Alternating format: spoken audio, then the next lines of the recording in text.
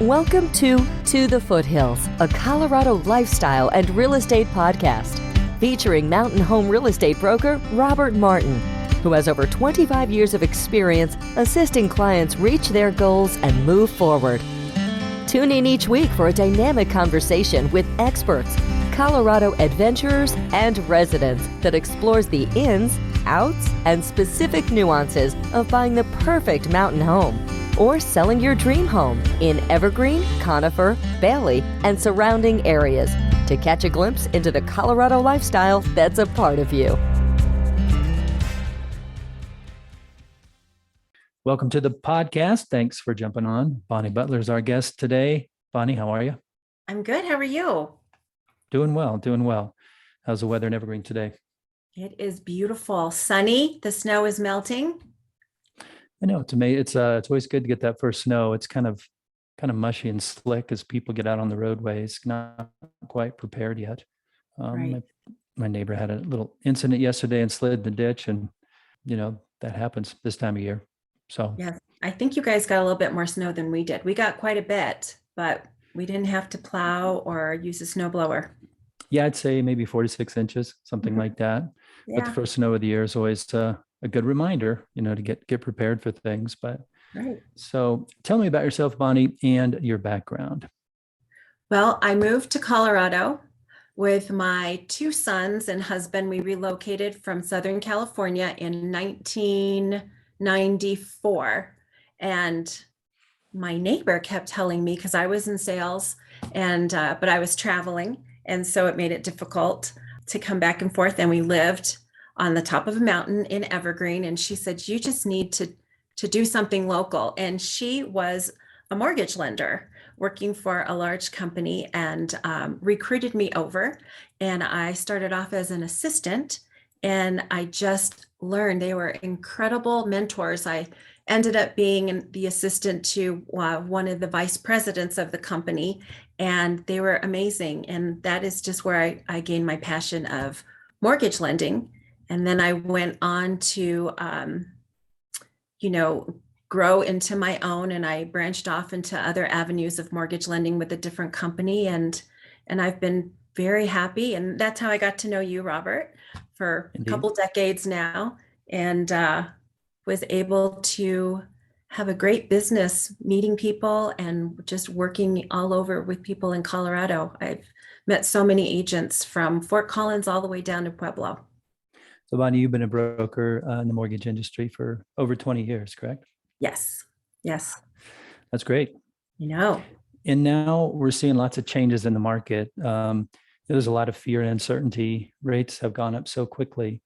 And, first of the year, positioned just above 3%. And now they're, just over 7%. So why is that, Bonnie? I know we've heard a lot about, inflation and that sort of thing. And it's not something we haven't seen before. What are your thoughts on that? Why is the market Why the changed interest so rates much? are so high right now.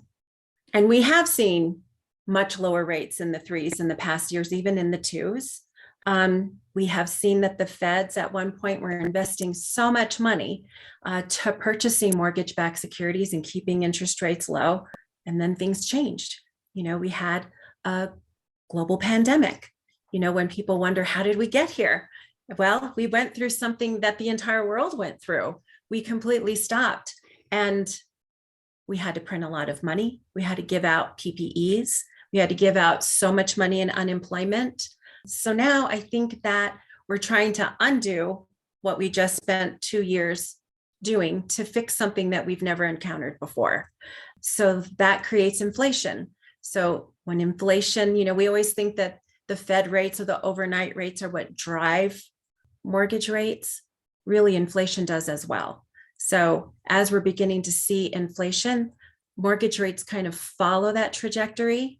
And we see their plan in place now. From what I'm understanding, they're focusing, their target is that we will be seeing some relief next year. We are kind of seeing things change in the real estate industry. I'm sure you have, right? Where real estate is changing here in Colorado and everywhere else. But also we'll start seeing that relief in mortgage rates. They're focusing more on a trajectory of late spring, early summer. into the fives. Some people are predicting in the high fours. Gosh, that would be great. That's a great analysis, Bonnie. And, we were in a market where it was it was quite, I'm going to say artificial, but it was a market we'd never seen before. There was a lot of, with the pandemic and things happening. And when it initially started, we really didn't know what direction the real estate market would go. It was kind of, it was uncertain and uncharted waters. And then the market just took off on the 8th of May, whenever they released the stay-at-home order, and the market was just screaming hot until the first part of this year when rates started going up. So I think that shocked a lot of people as far as as far as the amount the rates went up and the speed at which they went up, and people that were in the market got displaced, unfortunately. So when you compare this to other markets, Bonnie, what do you see some similarities? I mean, you've been in doing this for quite a while, and certainly we've seen rates at a different level in the past. What similarities do you see now? And maybe, as you said, it looks like it could be a good place next year. I think so. Rates. I think so. And a lot of people that we follow in the mortgage industry, just like you have people that you follow in the real estate industry that focus on predicting the home values and rates, they're all thinking that we're going to just see some relief second quarter next year. But, if we look back and I know everybody's heard this, in the 80s, they were double digits. When I bought my home in 1989, I remember my interest rate was 13 point something percent. And that was an FHA loan when I first got married. But I remember you still want to buy a house. People are still going to be relocating jobs. They still have money that they need to invest. We see rentals, the cost of renting a one-bedroom apartment. Those are on the rise. So people are still able to purchase homes and, begin their families and have a life where they want to build equity. So none of that is going to change. I think the difference is we've seen rates so low where people were they were buying second homes. And, during COVID, so many people in the industry, now we're doing these podcasts from our homes where we used to just be in the office talking to each other directly. The way that we do business and live and work, many large companies have closed and, purchased supplies for all of their employees to work from home. So everything is new now. So I think that we're just in a different type of world right now that we're living in, which is a good thing. But we are forgetting a little bit about when interest rates were high. I was looking at my old marketing material back from 2005, and I had flyers that were at 6.375%. So I just think that we're more forgetting about those times, and we're just being a little, we're so used to the 2s and the 3s and forgetting about when we were in the 6s and the 7s. And I did a little bit of research, and actually the average interest rate over the past 41 years has been 7.77%. That's the average. So it's not the 2s and 3s that's just been in the past few years. So it's a cycle. We see them go up, we see them come down. Yeah, that's great information. As you said, Bonnie, the market's not static. It's always going to change. People are changing jobs. Life is throwing them curves that they didn't see. They need to make changes in their lives. And people, real estate is always a great investment, whether it's your first home, your second or third home.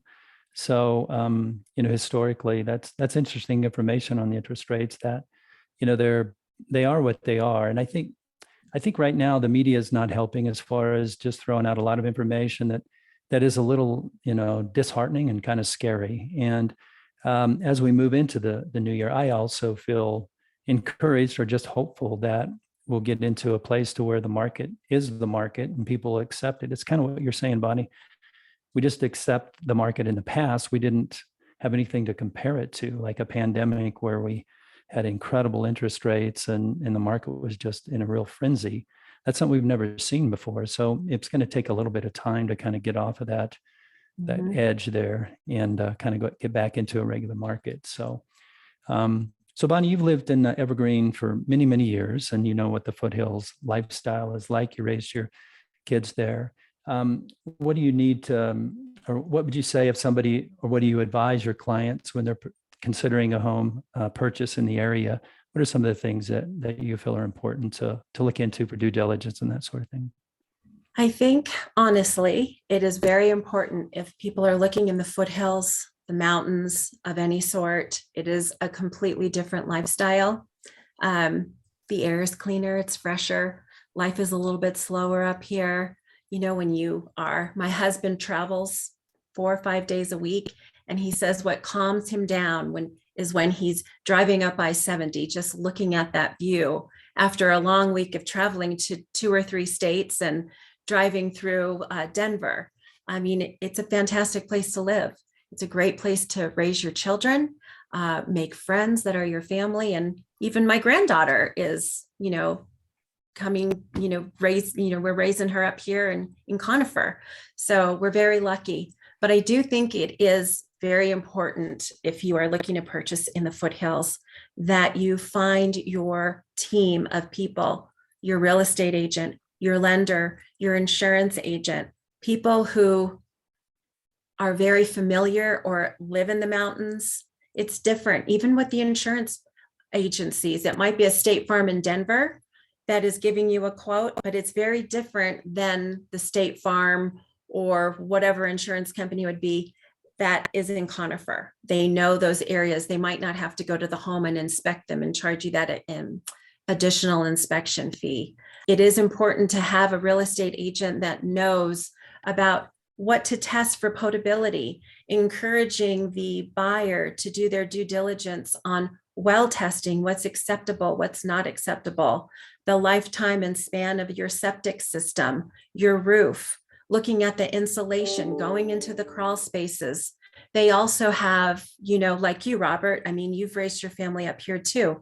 You're familiar with the good inspectors and what they're looking for up in mountain homes. It's different, the excavation of, the soil up here so that the snow doesn't accumulate against your home. I mean, there are so many different things.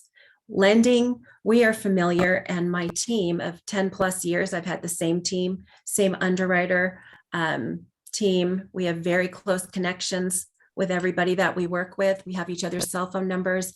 We all have a very good understanding of well and septic and inspections in the mountain area. And we're able to get things closed and do our due diligence for the borrower. I think that's very important.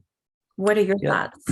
No, those are great points, Bonnie. I think it is the purchase process in the foothills is different because of the things you mentioned, as well as internet access. We talked about that briefly before we jumped on the call. It's imperative, and today people working from home much more often, and also you've got surveys, and you want to look at how much sun you get. Fire mitigation is also something that comes into play, like Bonnie mentioned, with the hazard insurance. So there's just a lot of things that you need to look at, and the due diligence process is different. So those are great personally points. Too. I mean, personally doing your due diligence if you want to move to the foothills, like plan your commute. If you can't work from home, how long is it going to take you from where you are? And looking at it possibly, I mean, it depends on when you're buying, but obviously I think the best time is in the winter to kind of drive up here and see what the roads are like, because they're completely different roads. They're almost unrecognizable on some days with the snow. The commute time is going to be different. So take that into consideration. They should meet their neighbors, know who these people are, because if there is an emergency or a snowstorm, they're going to be relying on each other to help each other, through power outages, and look at the additional maintenance costs that it's, even though you should be ready and knowledgeable about additional maintenance on any type of home that you're purchasing, whether it be in the mountains or down in Denver, they need to consider the additional fees that may occur up in the mountains, and looking at their goals and intentions of moving. Yeah, those are great points, Bonnie. I say at times with folks that the best time to look at property is in the throes of a snowstorm. You get to see the worst of the worst, see what the roads look like. So those are really good points. And coming from somebody that lives here, you've lived it. So what would you say, Bonnie, overall, what are some of your favorite things about living here? Oh gosh. my favorite things about living here. Yeah. There's probably quite a few. I love the wildlife. That's another point I forgot to bring up before, is that, you're moving up here, but we also need to learn to respect where we live and the wildlife and know how to deal with it. And good point. And know when to bring your dogs in the house, and when those certain times of the year are when bobcats are out and such. But I love the wildlife. I love waking up in the morning and having, right now is mating season. So it's bugling season. So it's just beautiful to wake up and have an entire harem in front of your house. I love the fresh air. I love being able to walk out my front door for me and walk down to downtown Evergreen from where I live, walk around the lake. When the kids were little after school, they should just get their fishing poles and walk down and fish. They played hockey on Evergreen Lake. My son lives in Conifer, and he loves that it's a little bit more secluded there. And, his friends get together and they go sledding in their backyard. And it's just a beautiful way of life up here. I think that the population in the schools are smaller. So you get to really meet people who become your family. And you just know everybody. When you go to the grocery store, they know you by name, and you go to the bank and you know your teller. I really have enjoyed that. Yeah, that's so true. And the lifestyle here, it is kind of has a small town feel. And most people really seem to integrate their lifestyle into what's happening outdoors, whether it's wildlife or being in the trees and having a good sense of privacy. So I think that lifestyle just becomes a part of who you are living here. With the real estate market in the city, do you think there are similarities, Bonnie, between what's going on now with Foothills properties, or do you sometimes we see seasonal slowdowns in the Foothills between Thanksgiving and Christmas, and then it starts to pick up again. Do you sense any differences with what's going on now with rates, or pretty similar to what you've seen in the past? I think it's the seasonality of homes slowing down and home sales. They generally slow down now, regardless if they're in the city or in the Foothills. People generally find that they want to move. You'll see more inventory coming on in your March, April times. That's the big time to start listing your home, because normally families do want to move in the summer. So I do think that it is just a normal forecast that we see every year, that you'll see more inventory coming on. The beginning of March, it's that hard push to close for people. And, even if they're under contract in March, and maybe you've seen this too, I'm sure you have, Robert, where we have extended close times because they ask if we could close once their kids get out of school. And then you see that whole shift in the summer, maybe like in July, end of June, July, people are going on vacation, a little slow there, and then an uptick again. What do you think? Yeah, no, I agree. I think during the pandemic, we didn't see much of a slowdown. The market just kind of went blazing all the way through. But we did see it last year some, and we're already feeling it this year a little bit. But I do think there is, as rates continue to be where they're at, that buyers are going to become accustomed to that, and certainly hopeful, Bonnie, that the projections that you've heard are what happens, that we do see a little bit of a downtick in the interest rates. I think that'll help everybody just feel better about things moving forward. I do see that, with the inventory and a little bit more right now, that, the buyers previously, like in 2020, when at the beginning, they didn't even get to go into the house until there was a certain point. But at the beginning, it was more of the agent would go in with their iPad and take it, or they would depend to go online. That really took off when people were placing videos on the internet, looking at the homes at the beginning. But, we had, what was that? They were incorporating as is clauses into the homes back then. The big appraisal gaps. I mean, it was, I think, a little over a year ago that I had some buyers. They put in $200,000 over appraised value because they had multiple offers on that home. We're not seeing that as much. We're going to see more of a settling in more of a level real estate market, I think, where things are going to make a little bit more sense. We've seen dramatic increases year after year in home values, and they've even waived inspection resolution, on conventional loans. They've had to do a lot. Buyers have had to do a lot. Now, I think we are kind of seeing that the market is becoming more balanced up the hill and down in the city as well. I was talking to somebody yesterday, and we were talking about that. So I think the buyers are beginning to have the ability to negotiate the purchase price, to have inspection items fixed. We can start having that conversation again. They could look at the appraised values. We're still kind of in the multiple offer market a little bit. And I do see that some sellers are getting more than asking price and more than appraised values, but not as much as it was, earlier, that just 2 months ago, right? Even as recent as 2 months ago. So, and sellers are even beginning to offer concessions to help the buyers. Yeah, I think you're spot on, Bonnie. We're definitely moving into a more balanced market, but it's one that we are seeing some properties that do get multiple offers. And it's still very important when you're selling your home to merchandise it the best you can and price it appropriately. Some of the homes are, thinking the trajectory of the market is still where it was. And so we're seeing more price adjustments along the way. But it's a better place for buyers moving forward. It is a bit of a shock with the rates where they're at and how fast they've gone there. I mean, but like you said, Bonnie, historically, they kind of already are, and they're not incredibly out of the ballpark. I mean, 19 and 18, we saw rates in the sixes as well. So, right. Are there anything, Bonnie, that, if I was looking for a home now, anything that you see people that are maybe making mistakes or that you try to correct their mindset? And then what do you like most about what you do? Well, I think for buyers currently, just make sure you do your due diligence for yourself. Make sure that you get a well test, and water potability is so important, and a septic test. Do all of your due diligence and don't be pressured into purchasing something. I also think that buyers shouldn't be scared to invest in the market. I mean, investing in buying a home, always, it's a proven case, right? Over time, investing in real estate, it's always good. It's much better to purchase something and start building the equity in it than it is to throwing your money away. And we could do a segment on that too, where we can chart that, how much money and equity people are losing from renting.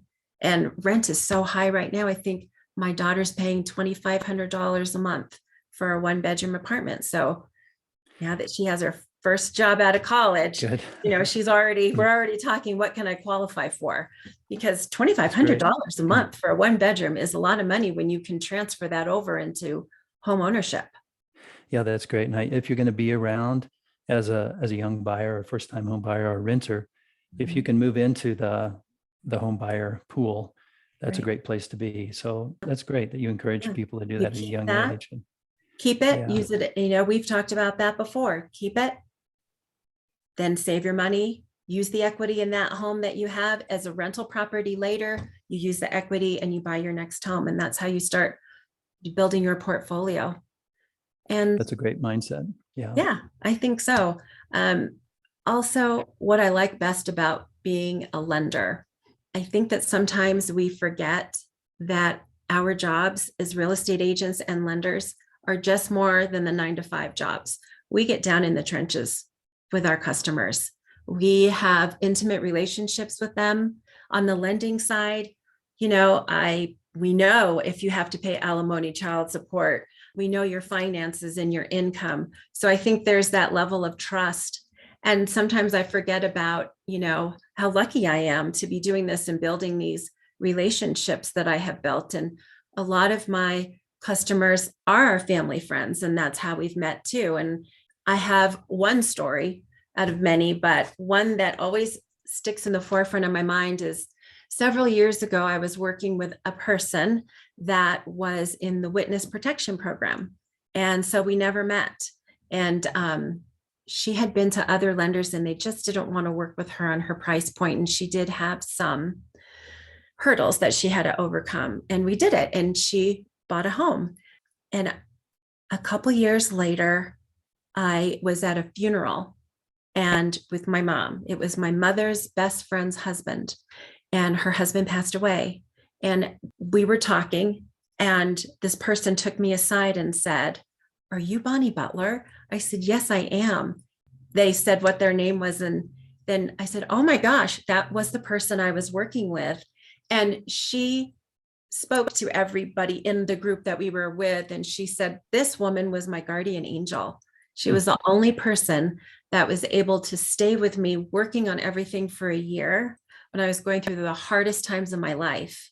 And, that still brings tears to my eyes. And sometimes we forget how important we are to work with people who are purchasing a home, because it's going to be one of the most important decisions that they make, and one of the biggest investments that they have in their life. So we just need to keep in check with that and remind ourselves how grateful we should be for the professions that we have, even in the tough times that we're having right now. That's a great story, Bonnie. Thanks for sharing. Yeah, you do this every day and you've done it for a long period of time, but with people, it's a specific transaction situation that they don't go through very often. It is very emotional, and there's ups and downs, and sometimes things don't go as you plan them to go, and things happen. And it's always good to have somebody who's been through it, that's a reasonable person to talk you through it, that's empathetic, that understands the process. So I'm sure I've worked with lots of people that have worked with you, Bonnie, and I know that they have that sense working with you. So I'm grateful for that opportunity to have people work with you, and you do a great job. So thank you.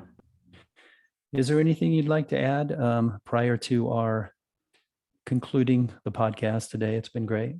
I just want to tell people not to be afraid to invest in purchasing a home at any time. You hear that all the time, but I'll say it again. That old myth that you have to have 20% down, you don't. I mean, I've got one right now. We're closing in 2 weeks. And, she was visiting with other people and she thought, gosh, I'm going to have to just cash in my 401k. And she couldn't take a loan against it because it was, a previous employer. So it's not like it's an active employer. And so we looked at down payment assistance programs, and she's going to come to the table with about $2,300, give or take. So yeah, I mean, just depending on, just get together with a lender that you trust. I'm happy to go over any scenario with anybody, and we can look at the different programs right now, see what sellers can contribute, and look at all the different opportunities there are for people right now purchasing homes in the foothills or anywhere in Colorado. Yeah, that's a great point, Bonnie, because you just don't have all the information possibly that you need to make an informed decision that might be tailored for your situation. So having a conversation with a mortgage broker and having a conversation with Bonnie would be most helpful in that situation. Well, thank you very much, Bonnie. Where's the best place to go if people wanted to chat with you or get more information about you? You can always give me a call or visit my website, BonnieButlerHomeLoans.com. That's great. Well, thanks, Bonnie. It was great. I really appreciate all the information. I enjoyed chatting. Have a great day. All right, you too. To the Foothills, a Colorado lifestyle and real estate podcast. On the podcast, I interview real estate experts, Colorado adventurers, and residents who enjoy the serenity and lifestyle of living in our mountain communities. Tune in each week for a conversation that explores the ins and outs of buying the perfect mountain home or selling your dream home, and catch a glimpse into the Colorado lifestyle that's a part of you.